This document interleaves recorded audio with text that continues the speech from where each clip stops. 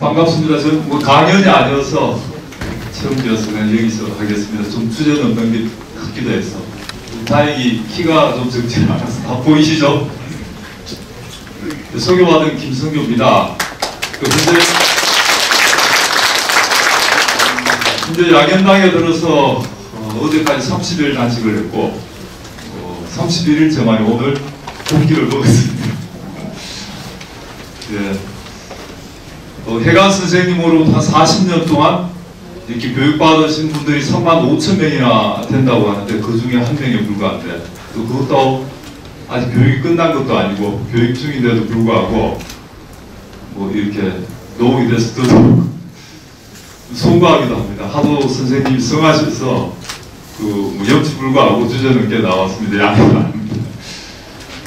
먼저 저 잘 모르시는 분들이 좀 있는 것 같아서 간단히 좀 말씀을 드리겠습니다. 아직 어립니다. 나이는 48세에 불과하고요. 변호사였습니다만 변호사 활동 그렇게 오래 하지는 않았습니다. 99년부터 해서 10수년 했습니다. 근데 주로 변호사 하면서 시작부터 거의 시국 사건, 국가보안 사건 쫓아다녔습니다. 그러다 보니까 뭐 몇 년 안 가서 국가정보원이 뭐 만드는 사건 50% 이상, 어느 해는 7, 80%를 제거하고 있더라고요. 그러다가 뭐 선생님이 만드신데 또 참여하셨던 그런 통일운동단체 활동도 하고 사회단체 활동도 하고 민변 활동도 하고 여튼 여러가지 활동을 많이 했습니다. 그러다 보니까 뭐 한 7, 8년 전인가는 보수단체들이 선정한 대한민국의 종북 인사 100인 그런 거에 들어갔습니다. 그게 법조인 3명이 꼽혔던데 그래서 현재 서울시장 하시는 박원순 변호사 그리고 그때 민주당 국회의원 하고 계셨던 임종인 변호사 그리고 저까지 넣어주시네요. 그러기도 하고 어쨌든 그렇게 좀 열심히 쫓아다녔습니다. 그러다 보니까 공안기관 또 눈밖에 나기도 했던 것 같고요. 또 그 과정에 국가정보원을 상대로 국가정보원의 위법한 행위 또 소송까지 걸어가지고 배상을 받아서 용돈을 벌기도 하고 했었습니다. 그리고 검찰 과거에 구속된 사람들의 경우에는 검찰청 가서 불려가서 조사받을 때 수갑포성을 묶인 채로 했습니다. 그걸 제가 부당하다고 생각해서 2000년대 초반부터 꾸준히 문제제기하고 헌법소송까지 돼서 2005년도에 헌법재판소로부터 위헌 결정을 받아내서 그 이후에는 아마 구속되신 분들도 검찰청 검사실에 조사받을 때 이제 수갑포성 묶여서 받는 일은 없어졌을 겁니다. 그러다 보니까 어쨌든 지켜가지고 압수수색 당하고 국가보안법으로 제가 걸려가 처벌을 받았습니다. 그래서 현재 변호사 업무 정지를 당해 있습니다. 한 2년 전에 확정돼서 앞으로 한 4년 동안 변호사 업무 정지를 당했습니다. 그래서 동료들은 저보고 잘린 변호사, 줄여서 짤변이라고 그래서 제 소개를 이 정도로 하고요.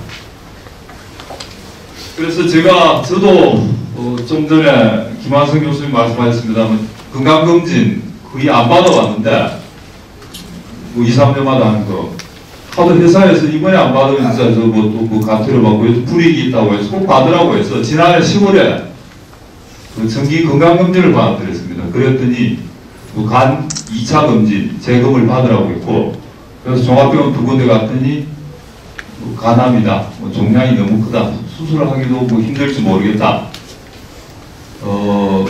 그대로 두면은 짧게는 6개월 살고 길어도 한 11개월밖에 못 살 것 같다. 수술하면 어떻게 되냐? 수술해도 길어야 2년 살 것 같다. 그래서 결론은 짧으면 6개월, 길면 2년 산다고 그럽니다. 그래서 그 판정을 받고 바로 양현당으로 내려갔습니다. 장두석 선생님은 잘 알고 지냈습니다만 사실 이런 건강 문제 저도 등하냐고 3편이어서 민족생활을 하게 돼서 전혀 모른 채로 살았습니다. 그러다가 어찌어찌해서 양현당에 들어가게 됐습니다. 양현당에 들어가서 참 무엇보다 좋았던 거는 내 스스로 내 병을 치유한다는 거였습니다. 그 양현당 그 해관 선생님의 치유법이 그 자기 생명과 운명을 그 남모르는 다른 사람에게 맡겨둔 채 그 처분을 바라보다도 자기 몸 안에 있는 의사인 자연 추력을 일으켜서 자신의 의지와 노력으로 자기 병원을 스스로 고치고 예방할 수 있다, 이런 거였습니다. 그래서 단식을 통해서 각종 독소를 대청소하고 그 장기의 기능을 강화시키고 본래의 피부 기능을 되살리고 체질 체형을 개선해서 몸의 자연 치유력을 높이면 몸 스스로가 병을 예방하고 치유할 수 있다, 이런 이치였습니다. 그래서 저도 선생님 밑에서 생활한 지 한 달 정도 됐는데 그 사이에 자기 병은 자기가 고치는 것이요, 자기 말고는 아무도 고칠 수가 없어. 의사나 약은 절대로 고칠 수가 없어. 자기 병을 고칠 사람은 자기밖에 없어. 달리 의사나 약이 없어.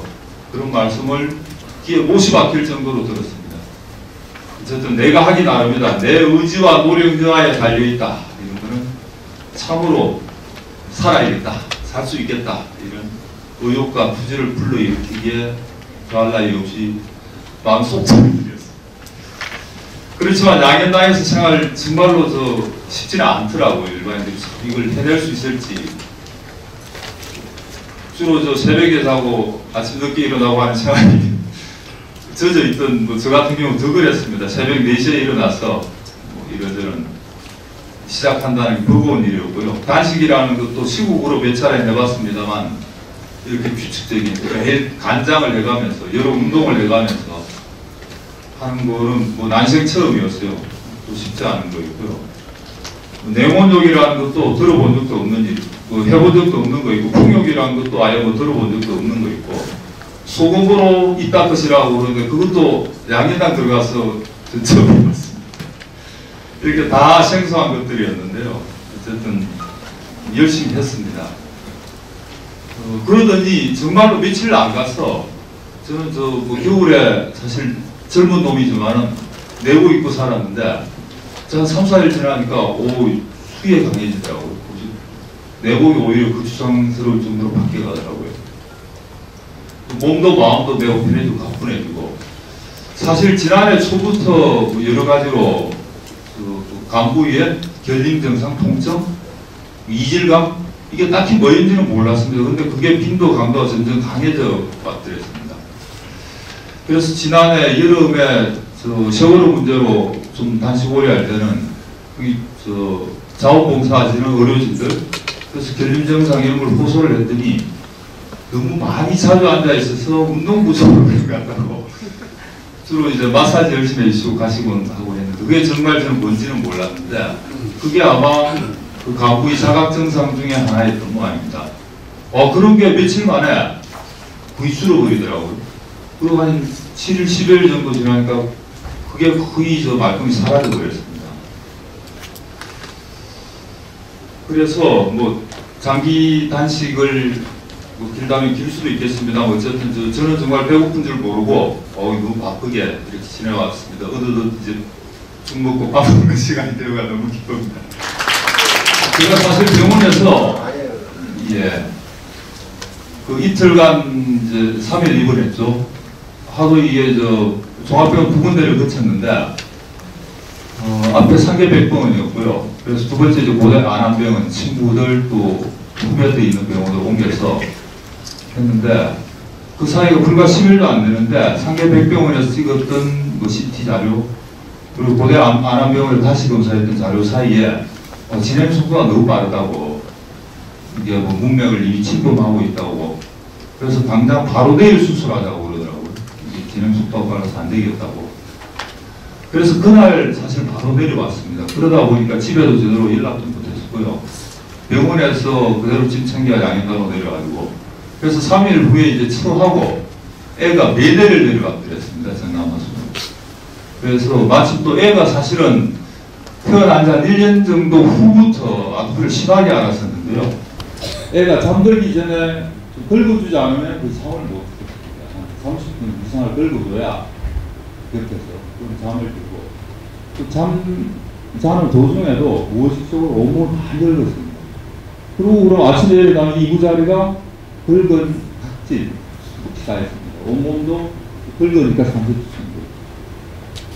근데 이게 이제 며칠 안 돼서 그래서 잠을 잘 자더라고요. 안 걸고도 잠을 자고 또 밤에도 안 걸고 그러다 보니까 한 7일 지나니까 이부자리 흑질도 이제 거의 안 들어오고 제 하루 일과 중에 하나가 오전에 애 이부자리 들고 나서 트는 일이었는데 그 한 일주일 지나니까 그거 뭐 별 안 들어올 정도로 됐더라고요.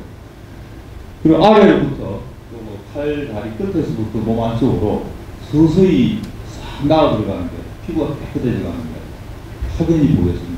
아, 이걸 보고 병원은 진짜 10년, 50년이 됐는데요. 10년 동안 고치지도 못했고 원인도 모르겠고 방법도 없다 이러던 걸 불과 한 달도 안 돼서 말끔 고치는 걸 보면서 우리의 전통의학, 장 선생님의 민족생활의학이 얼마나 제대로 되고 얼마나 위력적인 것을 똑똑히 느꼈습니다. 그래서 저도 그때 병원 판단으로는 그 짧게는 6개월 중에 그 기한 1개월 하고 지났습니다. 이제는 그 기쁜 마음으로 오래 살 수 있겠구나 생각하게 됐습니다. 그렇지만 저 양현당 또 장 선생님의 교육이 결국 자기 치유의 기초를 닦아서 또 준비를 시켜서 내보내는 것이기 때문에 결국 스스로 병을 예방하고 고칠 수 있는지는 온전히 자기 자신에게 맡겨져 있는 것이다. 그래서 양현당을 나간 후가 더 문제이고 평생 자기 관리를 어떻게 하는가에 달려있는 거 아닌가 싶습니다. 그래서 선생님이 틈나는 대로 하도 저 뒤에 모시박힐 정도로 앉혀놓고 강조하시던 여러 가지 바른 생활을 위한 건강수칙이라는 게 있는데 오늘 수첩도 나눠드리고 그랬습니다. 그게 대부분 있습니다만 기억나는 대로 좀 저도 꼼꼼히 챙겨보려고 정리해둔 게 있습니다. 아마 여러 가지 빠뜨린 것도 많을 텐데 참 생소한 게 많았습니다. 몇 가지만 저도 저 난생 처음 듣는 영어 완전 뒤집어지는 상계를 벗어난 내용들이 너무 많아가지고 몇 가지만 소개해드리면 처음 사례, 처음 기는 시간 때문에 맞죠. 첫째로 저 흰쌀밥 먹지 마라. 맨날 저 흰쌀밥만 먹고 하는데요. 그 대신에 보든들한 현미 먹어라. 그 현미보다도 뭐 기장, 수수, 뭐 콩, 밀 이런 거 섞은 현미 오곡밥으로 먹어라. 흰쌀밥만 먹든 저도 참 이거 걱정이긴 한데요. 이렇게 먹어야 건강하답니다. 그리고 고기, 어류, 물고기 이런 것도 먹을 게 못 된다. 원래도 그렇습니다만 지금 고기 지금 우리 저 감기갑처럼 키우는 곳은 다를지 몰라도 대부분의 유구들이 사료먹이 키우고 어류 중에 물고기들 중에 양식 안 하는 게 없는데 그게 다 저 방부제, 항생제 이거 투성이었어. 그 법법 결국 방부제 뭐 이런 것들을 다 먹게 되는 거였어. 이게 몸에 좋을 일이냐? 절대 먹지 말아요. 대신에 채식을 많이 먹어라. 그리고 아침 먹지 마라 이러면 하루에 매일 1시간 효과가 있다. 다들 보니까 양행가를 거쳐가신 분들은 여기 계신 분들도 많이 들으신 분들일 텐데 아침 대부분 안 먹으시더라고요. 그러면서 노동일 잘하시고 건강하게 잘 사시는 거 보면 아침 안 먹는 게 효과도 있고 그래도 사는데 지장이 없는 것 같습니다.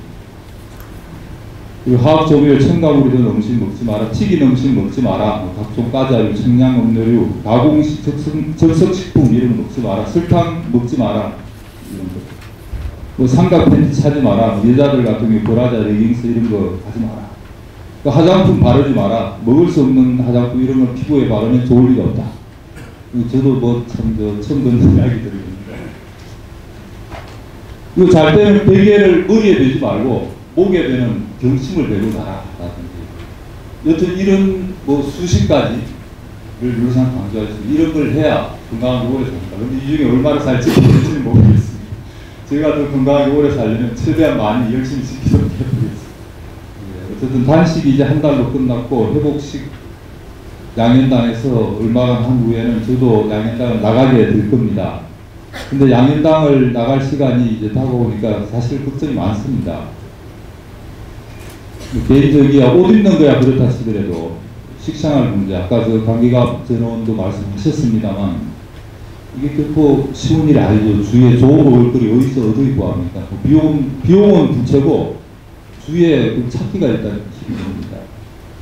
그리고 주거 생활도 이게 쉬운 문제가 아니었어요. 우리 뭐 요즘 도일이 같은 경우 땅값, 집값, 누군 좋은 집 안 살고 싶어서 못 삽니까? 참 쉬운 일이 아닌데, 또 직장, 뭐 애들 교육 문제 있고 이래서 그것도 참 간단한 문제가 아닌데 걱정이 많습니다. 또 이런 걸 그렇게 식유주 생활, 먹는 거, 뭐 있는 거, 사는 거 이런 걸 싹 바꾸자고 하는 게 저 혼자 결단해서 될 문제도 아니고 가족들이 도와주고 협회하자 하면 안 되는 문제. 결국은 또 온 사회적 문제, 또 국가적 문제 아니겠는가라는 생각이 들게 되더라고요. 걱정하면 할수록. 그래서 우리의 전통과 민족생활과 이걸 온 사회에 널리 전파하자는, 확산하자는 오늘의 생명살리운동이 그래서 더 소중하고 값진 것이 아닌가 싶습니다. 그래서 저 역시도 선생님 가르침을 평생 새기면서 실천하려 노력하는 한편 이런 값진 일을 시작하는 생명살림 운동에도 힘나는 대로 참여하고 이 정도 설교 말씀 긴 시간 들어주셔서 고맙습니다.